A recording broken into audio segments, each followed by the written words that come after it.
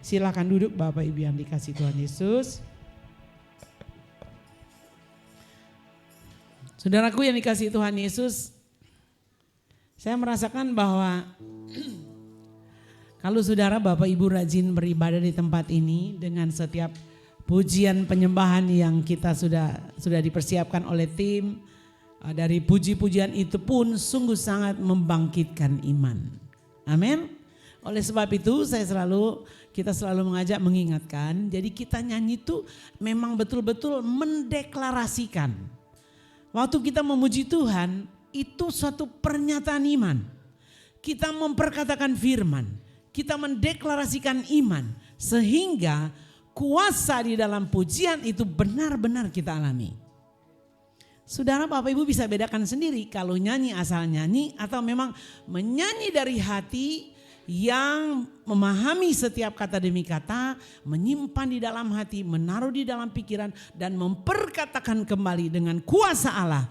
Maka kuasa pujian itu benar-benar terjadi dan dialami dalam hidup saudara dan saya. Amin. Amin. Jadi gak usah malu, suara saya fales. Gak ada yang bilang suara kamu fales. Pokoknya menyanyi dari hati, dengan segenap kekuatan, pakai tenaga, ya, dengan segenap pikiran berusaha mengingat liriknya, ya, dan dengan segenap jiwa kita menyanyi dengan sepenuh hati, sepenuh jiwa kita, maka percayalah kuasa pujian itu sungguh akan dimanifestasikan di tempat ini. Amin, amin. Saya sangat terberkati dengan pujian ini dan saya berdoa biarlah firman Tuhan yang akan disampaikan pagi hari ini akan sangat memberkati kita semua, menguatkan kita semua. Saudaraku yang dikasihi Tuhan Yesus, mungkin Bapak Ibu bertanya itu apa ya firman Tuhannya? Saya nggak ngerti, ya. Saya pakai bahasa Inggris sedikit untuk melatih anak-anak youth di sini juga supaya lebih familiar, ya. Artinya apa? Mau khawatir atau mau bersyukur? Kalau kita melihat kenyataan yang sedang terjadi hari-hari ini, ya, situasi dunia saat ini, kekhawatiran itu sangat mungkin bisa menguasai banyak orang. Betul? Ya. Nah, hal kekhawatiran adalah salah satu hal pokok, ya, yang penting yang menjadi perhatian Yesus, karena Yesus tahu di awal-awal pengajarannya, kenapa tidak bicara hal yang lain. Tetapi Yesus membicarakan di dalam Matius 6, hal-hal penting yang diajarkan Yesus. Salah satunya bicara tentang jangan khawatir. Kenapa bukan yang lain? Di situ ada tentang berdoa, ya, berpuasa, banyak. Tetapi hanya beberapa poin. Salah satunya adalah hal jangan khawatir. Berarti Yesus tahu bahwa apa? Manusia ini sangat mudah untuk khawatir.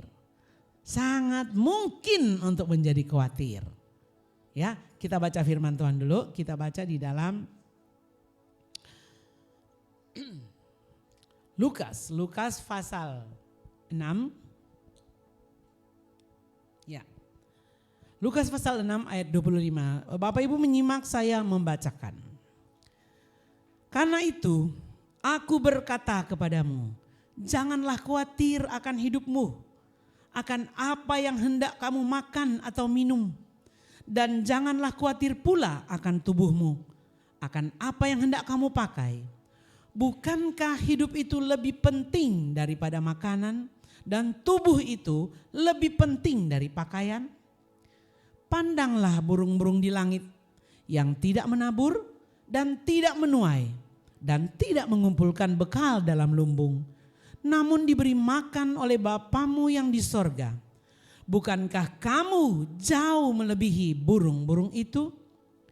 Siapakah di antara kamu yang karena kekhawatirannya dapat menambahkan sehasta saja pada jalan hidupnya?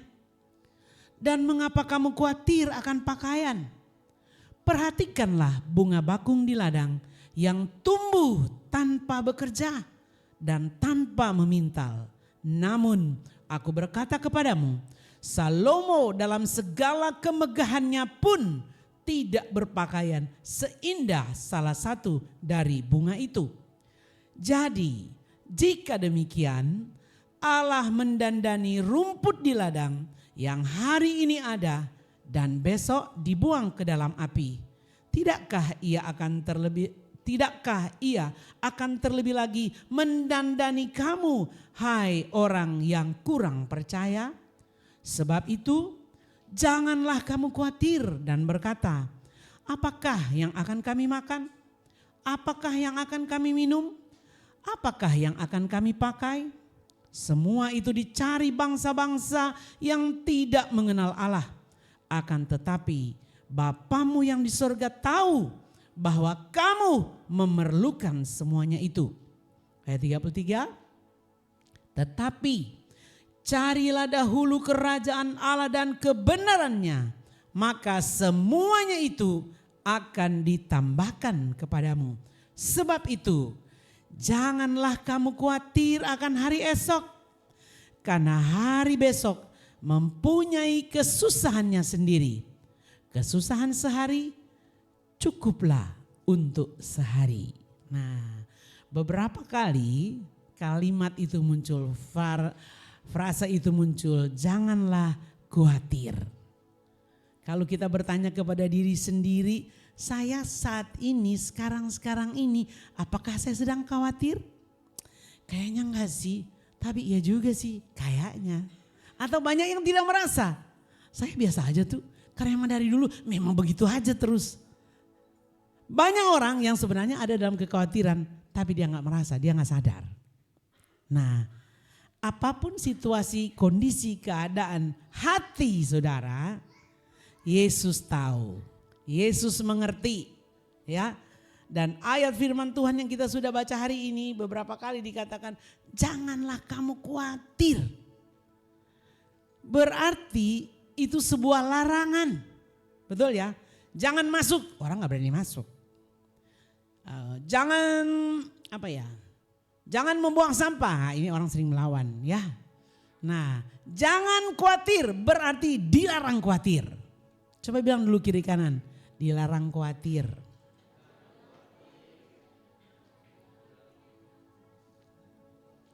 Pengajaran Yesus kepada murid-muridnya tentang kekhawatiran sangat relevan dengan kondisi kita saat ini, ya. Firman Tuhan ini sangat kuat berbicara kepada kita hari-hari ini. Orang bilang mau meteor mau jatuhlah di bumi, orang bilang mau dolar mau berapa duit, orang bilang mau keributan lah, mau apa. Sangat banyak hal yang sangat bisa membuat banyak orang khawatir. Tetapi mau khawatir atau tidak itu pilihan. Betul ya? Kitalah yang mengontrol hati kita. Ya. Kekhawatiran terjadi ketika kita merasa tidak mampu mengendalikan situasi yang sedang dihadapi. Ada orang, aduh aku khawatir, aduh aku lulus enggak ya? Kayaknya gue enggak bisa. Disitulah kita mengandalkan Tuhan. Aku bisa lolos enggak ya interview ini? Aduh kayaknya sih enggak bisa. Disitulah kita mengandalkan Tuhan. Aku bisa enggak ya ngelewatin tes ini, kayaknya berat banget. Sudah berapa hari aku susah tidur. Disitulah kita mengandalkan Tuhan. Amin. Atau ada pekerjaan di kantor ini baru banget nih buat saya. Aku belum pernah mengerjakan ini. Bisa enggak ya? Khawatir mulai muncul. Kenapa khawatir muncul?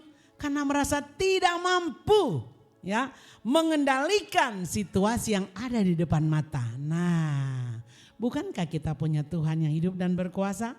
Amin. Bukankah kita punya Tuhan Yesus yang selalu menolong? Amin. Bukankah kepada kita sudah diberikan Roh Kudus? Karena fungsi utama Roh Kudus sebagai apa? Penolong. Pertanyaannya, apakah kita mengandalkan Tuhan atau tidak? Apakah kita mengandalkan Roh Kudus atau tidak? Kenapa orang sampai kegelisahannya begitu luar biasa? Kekhawatirannya begitu luar biasa? Karena berusaha menghadapi sendirian. Padahal Roh Kudus sudah diberikan kepada kita. Sebenarnya ketika kita sedang khawatir, sebenarnya tanpa disadari kita sedang membatasi kuasa Allah. Karena apa? Allah yang kita sembah adalah Allah yang berkuasa. Allah yang saudara dan saya sembah adalah Allah yang sanggup melakukan segala perkara. Allah yang saudara dan saya sembah, Dia maha tahu. Dia maha bijaksana. Dia Allah yang berdaulat. Dia yang mengatur segala sesuatu. Dia yang mengontrol segala sesuatu. Persoalannya, seberapa dekat kita dengan Dia? Seberapa dekat kita dengan Allah kita? Saudara-saudara yang dikasihi oleh Tuhan Yesus, meragukan Tuhan adalah bentuk ketidakpercayaan kepada Tuhan. Kalau kita mempercayai seseorang, kita pasti akan berani menyampaikan kepada dia apa yang menjadi pemikiran saya, rahasia saya, ya, hal-hal yang secret pun kita bisa cerita. Ya, apalagi kalau pergumulan. Nah, bagaimana dengan Tuhan? Bagaimana kita dengan Tuhan? Kalau kita jarang bicara sama Tuhan, kita jarang ngobrol, kita jarang curhat, kita jarang berbagi cerita dengan Tuhan. Tidak heran kita jadi mengandalkan diri kita. Kita lupa, kita abai dan kita tidak mempedulikan Tuhan yang selalu siap sedia untuk menolong setiap orang yang datang dan berseru kepadanya. Oleh sebab itu firman Tuhan jelas melarang kita untuk tidak usah khawatir.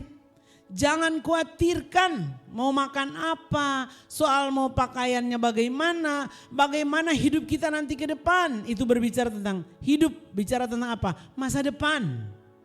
Banyak sekarang yang sekolah pun, yang kuliah pun khawatir tidak bisa dapat kerja. Saya coba lihat-lihat di Google, apa sih sebenarnya yang menjadi kekhawatiran banyak orang saat-saat ini. Ternyata kecanggihan teknologi juga bagi sebagian orang, bagi negara-negara maju membuat mereka khawatir kehilangan kerjaan. Mereka mulai khawatir karena apa? Waduh, bentar lagi AI yang ngerjain ini. Kita udah gak kepake. Sedangkan di negara seperti Indonesia atau negara-negara yang belum begitu familiar dengan penggunaan teknologi, masih belum terlalu khawatir tentang hal itu. Tapi untuk negara-negara maju yang semuanya sudah tergantung, sudah komputerisasi semua, kekhawatiran mereka malah itu. Wih, kecanggihan teknologi justru kok jadi ancaman buat kita. Nah, banyak orang yang mengkhawatirkan banyak hal ya. Firman Tuhan mengingatkan kepada setiap kita bahwa untuk kedepannya kita gak usah khawatir. Janganlah engkau khawatir akan hidupmu. Kalau hidupmu engkau sudah serahkan kepada Tuhan, kenapa kita harus khawatir? Bukankah Dia yang bertanggung jawab atas hidup saudara dan saya? Amin. Orang menjadi khawatir karena dia tidak yakin Tuhan itu yang memelihara hidupnya. Tetapi ketika engkau yakin siapa Tuhanmu, siapa Tuhan yang engkau sembah, siapa Tuhan yang sudah menyelamatkan engkau, siapa yang sudah menolong engkau, siapa yang sudah berjalan bersama engkau sampai saat ini. Kalau engkau menaruh sepenuhnya hidupmu, masa depanmu ke dalam tangannya, maka tidak ada alasan bagi kita untuk khawatir. Amin. Berikan kemuliaan buat Tuhan Yesus. Tidak perlu khawatir. Ya, Roma 14 ayat 17 berkata, Roma 14 ayat 17. Sebab kerajaan Allah bukanlah soal makanan dan minuman, tetapi soal kebenaran, damai sejahtera dan sukacita oleh Roh Kudus. Ya. Kita seringkali mengkhawatirkan hal-hal perkara-perkara di dunia. Apalagi urusan soal makan minum pakai, kebutuhan pokok. Bukankah Tuhan sudah berjanji, aku akan memenuhi segala kebutuhanmu. Aku akan mencukupkan segala keperluanmu. Aku bahkan bisa mengadakan yang tidak ada menjadi ada. Amin. Jadi kalau cuma soal urusan ya kebutuhan pokok. Kalau kita sungguh yakin kita punya Tuhan yang hidup dan berkuasa. Gak ada di dalam kamus kita kata khawatir itu gak ada. dan tidak boleh ada. Karena memang Tuhan bilang jangan khawatir. Amin. Amin. Jadi kita tidak perlu khawatir ya. Nah, sebab kerajaan Allah bukanlah soal makanan dan minuman, tetapi soal kebenaran, damai sejahtera dan sukacita oleh Roh Kudus. Kita ini adalah manusia rohani, ya. Roh Allah tinggal dan berdiam di dalam kita. Oleh sebab itu, kemana kecenderungan hati kita? Ke dunia kah? Urusan dunia kah? Atau ke urusan Tuhan? Memang benar kita hidup di dunia, betul. Masih makan, minum dan lain-lain. Tetapi ingat, jangan menaruh hati kita kepada dunia. Jangan melekat erat dengan apa? Dunia. Sewaktu-waktu bisa selesai. Kalau benar apa kata ilmuwan? Meteor jatuh, selesai nih dunia. Betul? Kalau hati kita melekat pada perkara-perkara jasmani, bukan berarti nggak boleh ya, bukan berarti ya udahlah, kayak seperti pendapat beberapa orang yang dulu kita jual semua harta milik kita nggak usah punya apa-apa dan kita duduk saja menanti-nantikan Tuhan. Itu nggak benar juga itu, ya kan? Kan Tuhan nggak pernah bilang tanggal berapa, bulan apa, tahun berapa Tuhan mau datang, ya. Berarti bagian kita apa? Berjaga-jaga. Kalau melihat laporan saintis, dibilang apa? Ketika ada meteor jatuh, perlistrikan di bumi ini akan kacau. Semua elektronik akan mati. Ya. Itu enggak tahu itu benar apa enggak. Pas saya baca aja. Kalau orang mengikuti perkembangan ilmu pengetahuan sekarang, bisa begitu ya. Tapi kalau kita kembali berkaca kepada Alkitab, hari Tuhan akan segera tiba. Tapi kita gak pernah tahu. Oleh sebab itu bagian kita apa? Hati kita bukan terpaut pada dunia. Tapi tautkan hati kita kepada Allah yang hidup. Amin. Karena dialah sumber kehidupan kita. Benar kita masih hidup di dunia. Kita tinggal di dunia. Tapi kalau hati kita melekat kepada Allah. Ada masalah, ada persoalan, ada pergumulan, ada tantangan. Hati kita tetap tenang. Amin. Coba hatiku tenang. Hatiku tenang, Gen. Coba nyanyi. Hatiku, di mana tuh? Tenang. Nih, tapi memang seringkali kita hanya melihat pertolongan-pertolongan dalam bentuk atau berupa materi atau hal-hal yang kelihatannya gede. Padahal kalau pagi ini kita bangun dengan tubuh yang sehat, kepalanya nggak muter alias tidak migrain, bukankah itu hal yang harus kita syukuri? Amin. Oleh sebab itu mari pagi hari ini kita akan diingatkan tentang hal ini, ya. Kita nggak boleh khawatir, ya. Tetapi kita harus lebih banyak menjadi orang yang penuh rasa syukur, ya. Matius 6 ayat 27. Siapakah di antara kamu yang karena kekhawatirannya dapat menambah sehasta saja pada jalan hidupnya? Kekhawatiran tidak akan membuat kita panjang umur, tetapi sebaliknya justru kekhawatiran kita merusak kebahagiaan kita saat ini. Menghilangkan damai sejahtera kita saat ini. Menghilangkan sukacita saat ini. Karena apa? Khawatir itu ya memikirkan hal yang di depan yang belum tentu terjadi. Jadi rugi gak kalau khawatir? Rugi apa untung? Rugi banget. Ya. 1 Petrus 5 ayat 7. Jadi apa yang harus kita lakukan ketika kekhawatiran itu mulai mencobai kita, mulai mendekati kita, mulai menghampiri kita. 1 Petrus 5 ayat 7 berkata, baca bersama 2, 3. Serahkanlah segala kekhawatiranmu kepadanya sebab ia yang memelihara kamu. Amin. Jadi jangan disimpan-simpan ya kekhawatiran ya. Udah ke gereja puji-puji Tuhan, menyanyi dengar firman, oke simpan di tas dulu. Begitu keluar pintu, ambil lagi. Ya, pakai lagi. Seperti topi. Itu kan di pikiran kan? Begitu keluar pintu, menghadapi realita, lupa firman. Nanti ketika sudah merasa tak berdaya, kayaknya kita harus menghadap nih. Begitu datang, simpan dulu. Keluar, pakai lagi. Yang rugi siapa ini? Ya. Jadi mulai hari ini, coba begini dulu. Seperti Topi. Angkat itu kekhawatiran. Coba semua tangannya begini. Coba tangannya begini. Imajinasikan segala kekhawatiran cabut keluar dalam nama Yesus. Ya.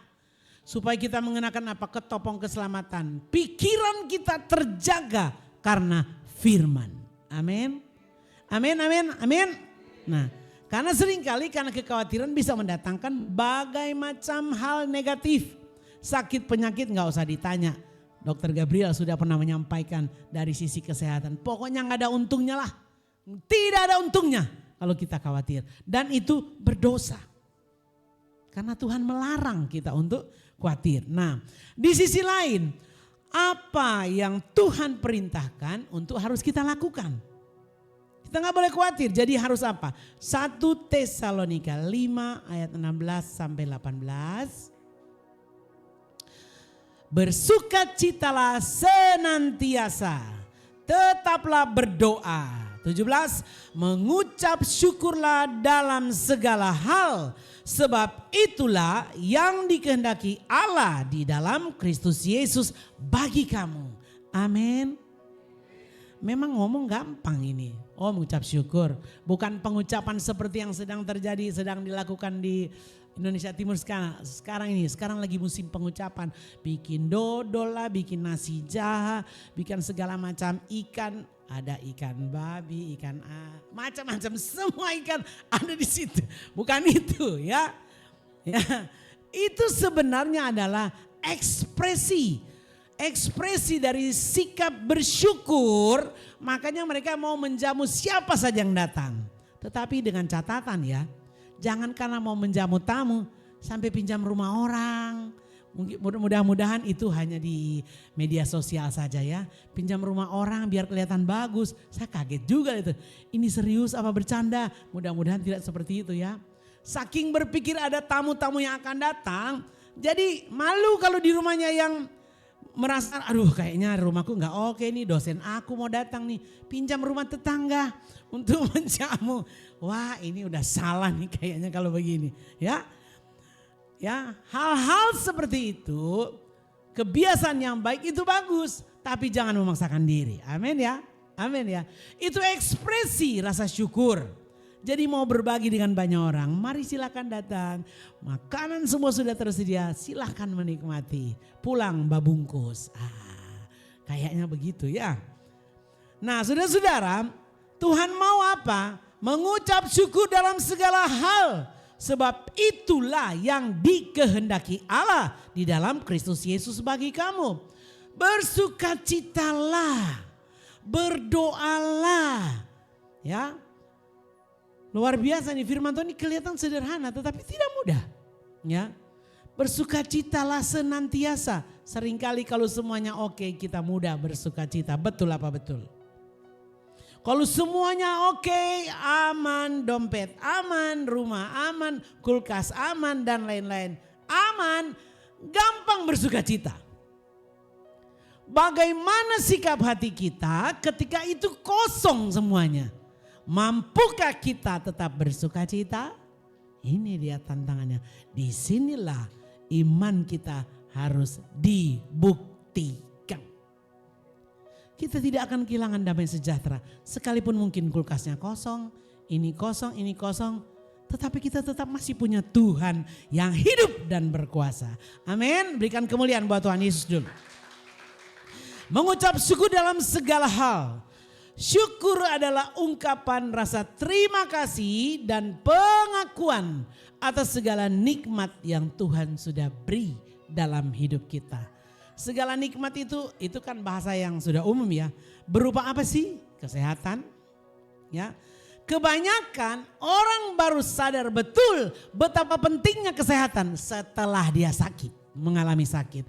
Baru dia ngeh ternyata sehat itu penting. Banyak kan seperti itu, ya.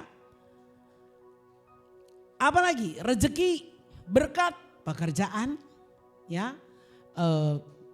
perlindungan, pertolongan, mujizat. Gak terhitung kebaikan Tuhan. Kehidupan kita sehat, semua bisa beraktivitas, kebahagiaan, damai sejahtera. Ada orang loh yang susah tidur sampai minum-minum obat tidur. Saya puji Tuhan. Mau jam berapapun tidur, tidur saja. Itu tuh nikmat yang dari Tuhan. Karena saya tahu ada orang yang tidak bisa tidur kalau malam. Saya juga bingung. Gimana sih? Apa sih yang dipikir saya? Tapi dia bilang saya juga gak tahu. Ya ada. Mau WA tengah malam jam berapapun dia pasti on. Karena apa? Memang saya tahu orang ini sulit tidur.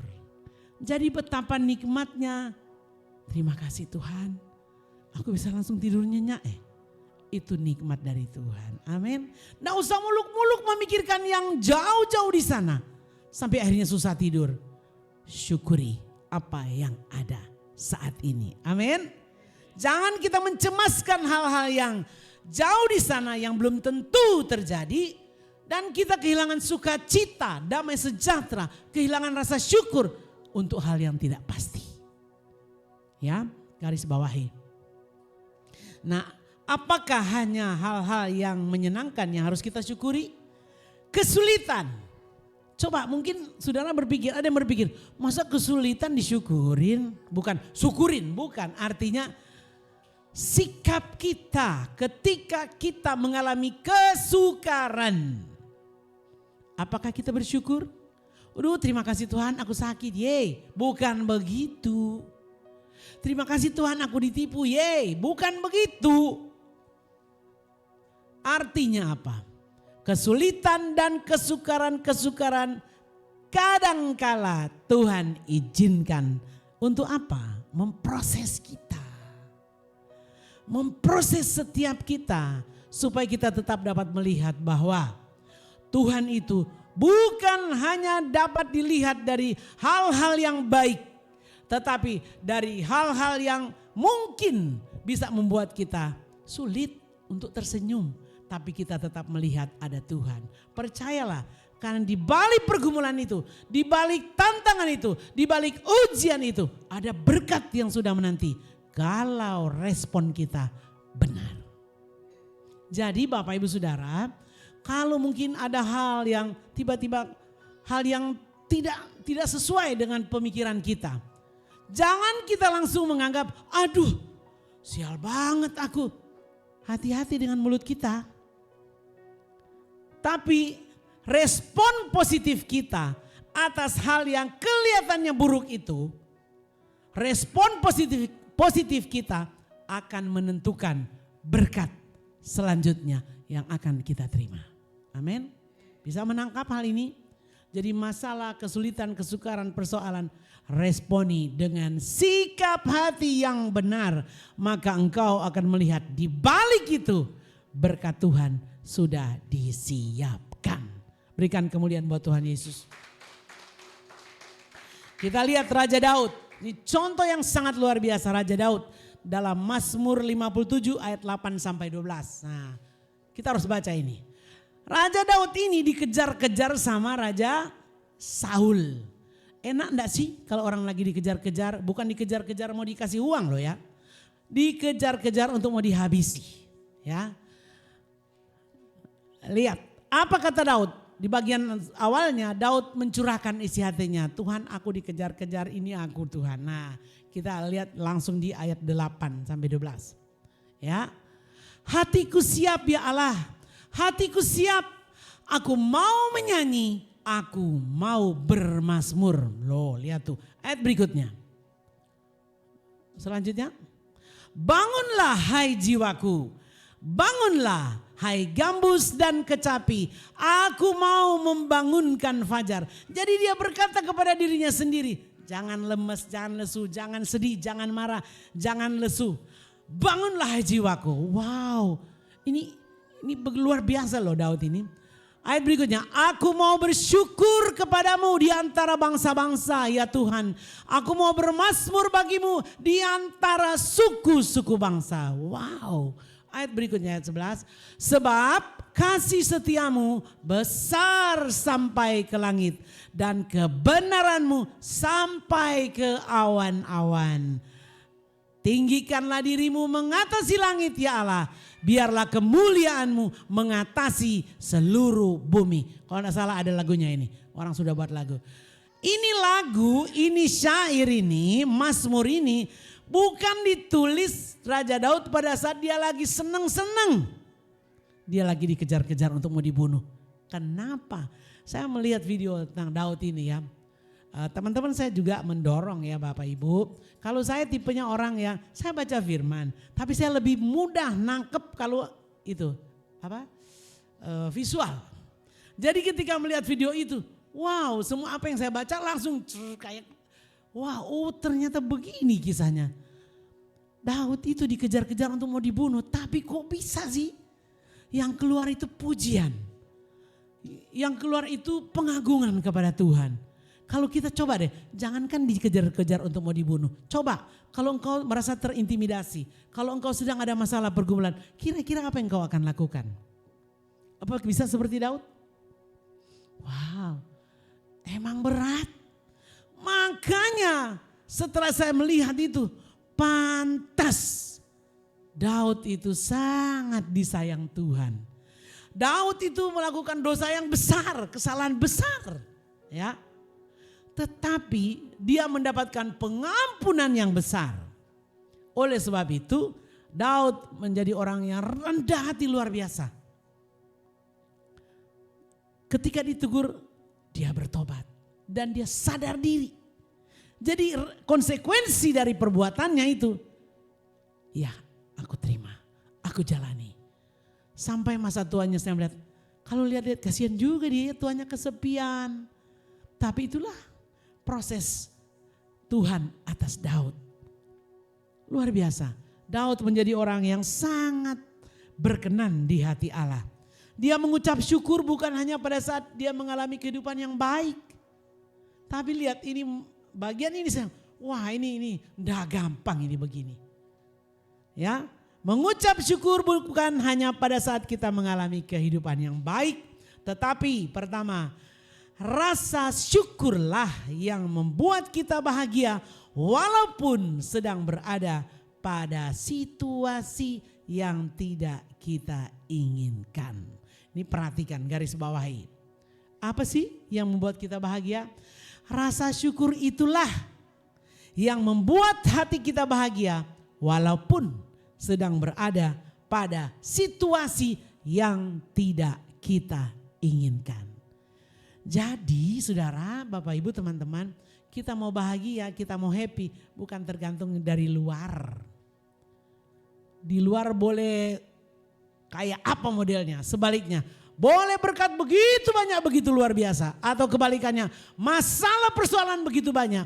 Tapi bahagia itu, sukacita itu tidak tergantung yang di luar sana, dari sini. Nangkap maksudnya? Saya berpikir, wah luar biasa sekali Daud ini. Pantas Tuhan senang sekali dengan hidup Daud. Walaupun dia melakukan kesalahan parah loh, tapi dia mohon ampun. Jadi sukacitamu, damai sejahtera yang kau miliki tidak tergantung dari dunia di sekelilingmu. Tetapi tergantung dari sini, dari dalam hatimu. Sejauh mana engkau mengenal Tuhanmu? Seberapa melekatnya engkau dengan Tuhan? Bukan berarti kita iman aja terus, gak pakai logika. Enggak juga. Tetapi harus tetap Tuhan is number one. Mengasihi Tuhan harus lebih sungguh-sungguh. Amin Bapak Ibu.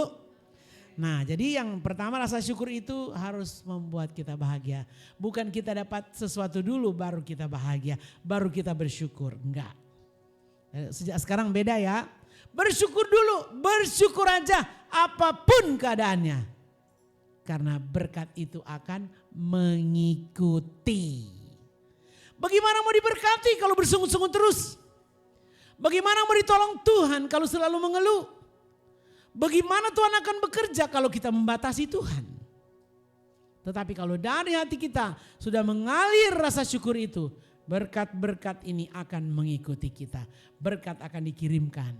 Ingat ya, kalau bicara berkat jangan mikirin duit melulu. Kesehatan, ya, kesehatan, damai sejahtera, sukacita, ya. Ini luar biasa ya. Banyak kali keuangan selalu dicukupkan tetapi tidak ada rasa cukup. Apa yang terjadi? Persungutan dan terus merasa kurang, kurang dan kurang. Kenapa seperti itu? Karena di hatinya tidak ada rasa syukur. Jadi kalau Bapak Ibu masih bisa makan, masih bisa jajan, masih bisa bayar sekolah, masih bisa ini, bisa itu. Kebangetan kalau tidak bersyukur. Amin Bapak Ibu. Amin. Ya, yang kedua, dengan bersyukur kita sanggup menjalani kehidupan dengan baik. Artinya apa? Karena hubungan kita dengan Tuhan baik. Hubungan kita dengan sesama menjadi lebih harmonis. Jangan jauh-jauh, coba perhatikan suami istri. Suami istri yang hidup penuh syukur sangat bisa dipastikan hubungan mereka makin harmonis. Coba pikir-pikir, benar enggak kalimat saya ini? Suami istri yang hidup penuh syukur, dekat kepada Tuhan, bersepakat mendekatkan diri kepada Tuhan, hubungan mereka semakin harmonis. Amin. Karena apa? Walaupun persoalan ada, tapi kita bersehati. Ketika ada pergumulan, mungkin istri kurang kuat atau bisa menjadi lemah. Tetapi suami bisa mengatakan, kita punya Tuhan yang hidup. Yes. Itu yang saya alami. Ketika kadang-kadang mulai intimidasi datang. Bagaimana kalau begini? Bagaimana kalau begini? Suami bilang apa? Mari kita bersatu hati, kita berdoa. Ya.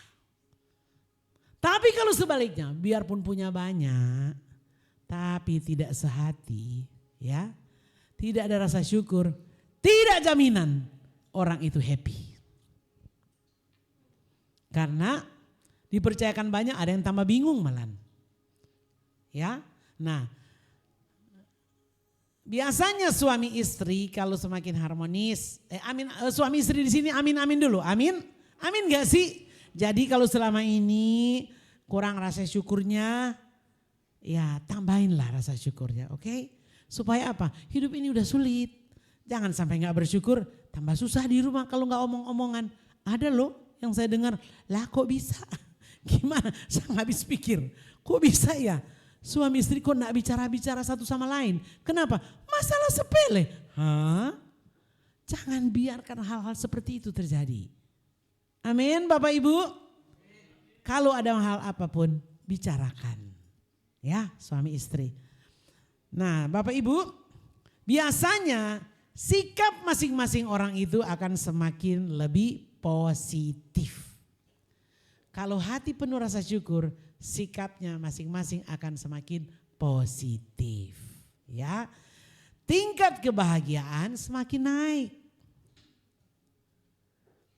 Saya salut melihat orang yang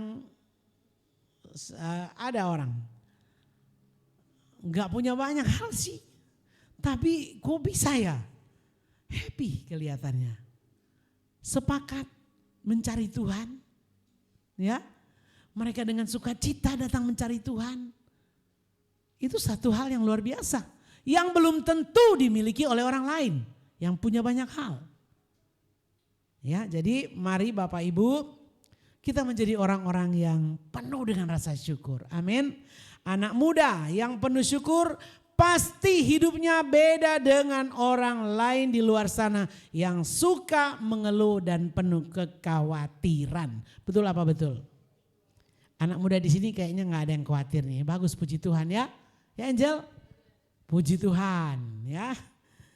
Biasanya kalau orang itu hatinya penuh syukur, dia lebih pede, lebih percaya diri, lebih yakin. Kenapa? Karena dia yakin dia punya Tuhan yang dapat menolong dia. Amin. Lebih antusias, amin.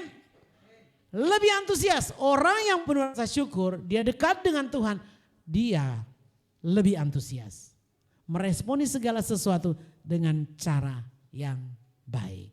Ya, yang ketiga terakhir, Rasa syukur itu mendatangkan damai sejahtera. Ya. Rasa syukur mendatangkan damai sejahtera. Ya, dunia boleh bergoncang. Tetapi ketika damai sejahtera itu tinggal dan menguasai hati kita, menguasai hidup kita. Apa yang bisa, apa yang dapat memisahkan aku dari kasih Kristus? Gak ada. Paulus bilang begitu. Apa yang bisa merebut kasih Kristus dalam hidupku? Masalahkah? Pergumulankah? Aniayakah? Bapak Ibu Saudara, menjelang hari Tuhan, hari semakin jahat. Alkitab mencatat itu. Bukan semakin baik, hari akan semakin jahat. Kasih semakin dingin, orang semakin mementingkan diri sendiri.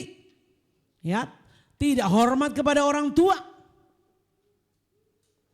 Ya, kesukaran, kesulitan itu akan terjadi. Nah, kalau damai sejahtera kita, rasa syukur kita, sukacita kita tergantung dengan situasi yang ada di luar sana, kita paling cepat. Ya. Oleh sebab itu mari kita menjaga hati kita. Ya. Apa yang kita dapatkan saat kita suka mengucap syukur, kuasa Allah bekerja dalam kita dan hidup kita tidak biasa-biasa saja. Kalau kita penuh dengan rasa syukur, hidup kita tidak biasa-biasa saja. Karena kuasa Allah sungguh nyata dalam hidup kita. Siapapun kita, sebagai suami, sebagai istri, sebagai bapak, sebagai ibu, sebagai orang tua, sebagai anak muda. Ya. Kemudian Roh Kudus itu yang akan bekerja memberikan hikmat kepada kita untuk melakukan apa yang benar di mata Tuhan. Ya, pasti beda dengan orang di luar sana. Pasti beda dengan orang yang tidak mengandalkan Tuhan. Ya. Dan mengucap syukur adalah bukti bahwa kita sungguh mengasihi Tuhan. Amin. Kita harus percaya bahwa segala sesuatu yang Tuhan beri dalam hidup kita, ya, baik itu berkat, pertolongan, bahkan pergumulan yang Tuhan izinkan terjadi, kita harus percaya bahwa semuanya mendatangkan kebaikan. Bagi siapa? Bagi mereka yang mengasihi Tuhan. Pilihlah, saudara mau mengucap syukur atau mau khawatir? Pilih mana? Mari kita memiliki hati yang penuh rasa syukur. Amin. Tuhan Yesus memberkati. Mari kita responi firman Tuhan dengan lagu ini.